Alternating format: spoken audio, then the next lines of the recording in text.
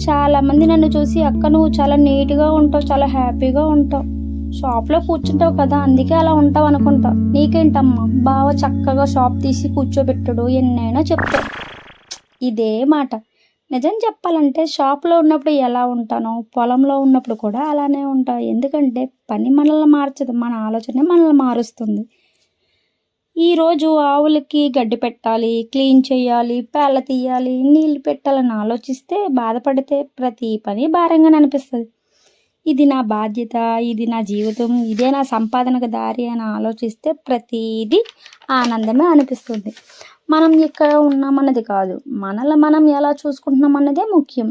ఇతరుల జీవితాన్ని చూసి అసూయ పడకండి. వాళ్ళకు వాళ్ళ కష్టాలు ఉంటాయి, మనకు మన కథలు ఉంటాయి. అందుకే పొలంలో ఉన్నా పర్వాలేదు, షాప్‌లో ఉన్నా పర్వాలేదు. మొఖం మీద చిరునవ్వు, మనసులో ధైర్యం, చేతిలో పని ఉంటే అదే అసలైన అందం. అదే అసలైన సంతోషం. సర్లేండి. ఎండలోకెళ్ళినంత మాత్రాన రంగు మారొచ్చేమో గానీ, కష్టపడి బ్రతికే మనిషి విలువ మాత్రం ఎప్పుడూ మారదు.